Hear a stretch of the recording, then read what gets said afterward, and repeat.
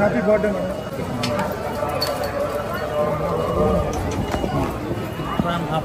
Madam. వెనకాల night చాలా రోజుల తర్వాత అందరినీ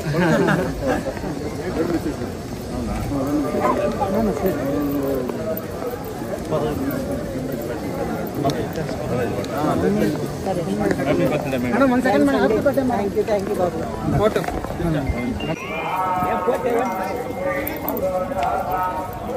బాబు మిమ్మల్ని అందరినీ చూసి నాకు చాలా ఆనందం.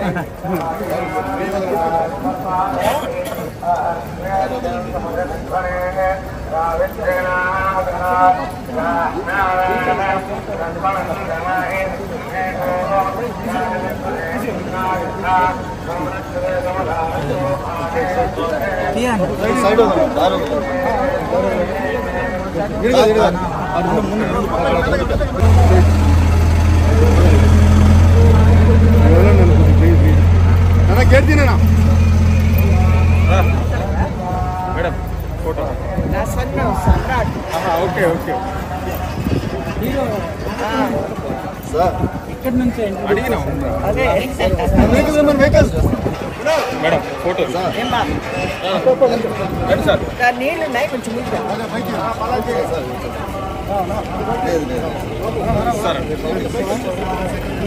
నేను మళ్ళీ కింద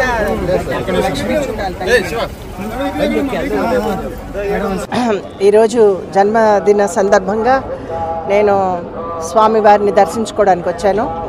నేను ప్రతి బర్త్డేకి నా జన్మదిన సందర్భంగా నేను స్వామివారిని దర్శించుకోవడానికి వస్తూ ఉంటాను.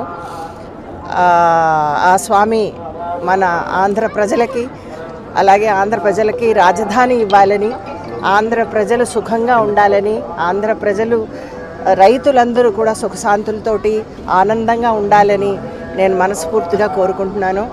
ఈరోజు ఆ స్వామి కరుణ వల్ల, ఆ స్వామి ఇచ్చినటువంటి సౌభాగ్యం నాకు ఈరోజు ఆయన దర్శన భాగ్యం నాకు కలిగింది. కాబట్టి ఇక్కడ ఉన్నటువంటి ప్రజలందరికీ కూడా నేను ఆయన ఆశీర్వాదం, నేను తెలుగు బిడ్డగా తెలుగువారి ఆశీర్వాదం కోసం నేను ఈరోజు ఇక్కడ ఉన్నాను. కాబట్టి మీ అందరికీ కూడా నేను ధన్యవాదాలు తెలియజేస్తాను. రాబోయే ఎన్నికల్లో మీ ప్రణాళికలు ఎలా ఉండబోతున్నాయి? పోటీ చేయబోతున్నారా? ప్రచారాలకి పరిమితం కాబోతున్నారు? అంటే నేను ప్రస్తుతానికి భారతీయ జనతా పార్టీలో ఉన్నాను, బీజేపీలో ఉన్నాను నేను. అయితే శీర్ష నేతృత్వంలో ఉన్నటువంటి వారందరికీ కూడా తెలుసు అంటే నేను ఆంధ్రుల బిడ్డనని. కాబట్టి నాకైతే ఇక్కడి నుంచి నాకు అవకాశం వస్తే తప్పకుండా నేను ప్రజలకు సేవ చేయాలి అనేది నా మనసు.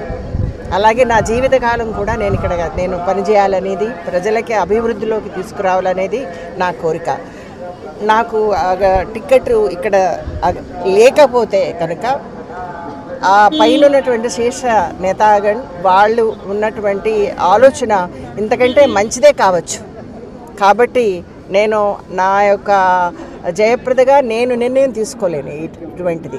కాబట్టి వాళ్ళ మీదే వదిలేస్తున్నాను. మోదీ గారు కానీ అలాగే మనకు ఉన్నటువంటి నడ్డా గారు కానీ అలాగే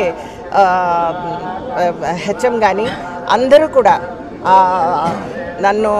వాళ్ళు నన్ను ఒక కుటుంబంగా చూస్తారు. కాబట్టి వాళ్ళు ఏం చేసినా కూడా నా మంచి కోసమే చేస్తారు. బీజేపీకి సంబంధించి రాష్ట్రంలో స్టార్ క్యాంపెయినింగ్ ఏమైనా చేసే అవకాశం? అది నేను నిర్ణయించలేను కదా, అక్కడి నుంచి లిస్ట్ వస్తుంది. మీ వైపు నుంచి ఆ ప్రయత్నం ఏమైనా జరుగుతుంది? అంటే పోటీ చేయాలన్నట్టు కోరికనే ఉన్న మీ అగ్రనాయకత్వం? నేను యూపీలో ఉన్నా, నేను ఆంధ్ర బిడ్డనే. నేను ఇక్కడ ఉన్నా కూడా ఆంధ్ర బిడ్డనే. కానీ ఇక్కడ ఉన్నటువంటి నేను కోరుకునేది ఏంటంటే, ఎవరైతే రాజధాని తేగలరో, ఎవరైతే ఈ యొక్క ప్రజల యొక్క మనకున్నటువంటి ఆ యువకులకి అలాగే మహిళలకి రక్షణ, వాళ్ళకి ఉద్యోగాలు, వాళ్ళకి జాబ్స్, అలాంటి ఇప్పుడు ఏదైతే వాళ్ళకి దిక్కుతోచని పరిస్థితుల్లో ఉన్నారో, మోదీ గారు వేవ్ నడుస్తుంది. కాబట్టి ఇస్ బార్ 400 పార్. ఆయన ఇచ్చినటువంటి ఈ యొక్క నారాని మనం అందరం తెలిసిందే. ఈసారి మోదీ గారు 3వసారి కూడా ప్రధానమంత్రి గారు కావాలనేది మన కోరిక.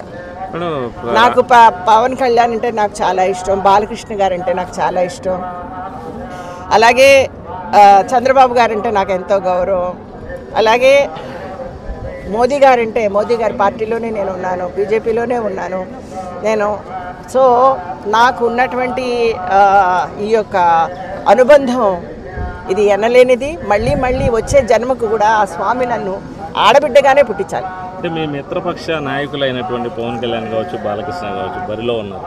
వాళ్ళ తరపునే ఉన్న మీరు ప్రచారం చేసే అవకాశాలు ఉంటాయి? వాళ్ళు పిలిస్తే తప్పకుండా వస్తాను నేను.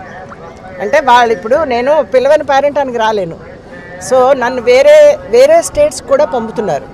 సో ఇక్కడికి నన్ను కనుక డెఫినెట్గా నన్ను స్టార్ ప్రచారకగా నన్ను ఇక్కడికి పిలిస్తే తప్పకుండా నేను ముగ్గురికి కూడా నేను రాజధానికి సంబంధించి కేంద్ర నాయకత్వం అంటే మీరే అధికారంలో ఉన్నారు, వాళ్ళ నుంచి ఒక స్పష్టత ఏమన్నా ఇప్పించే అవకాశం ఉంటుందా ఈసారి ఎన్నికల సమయం?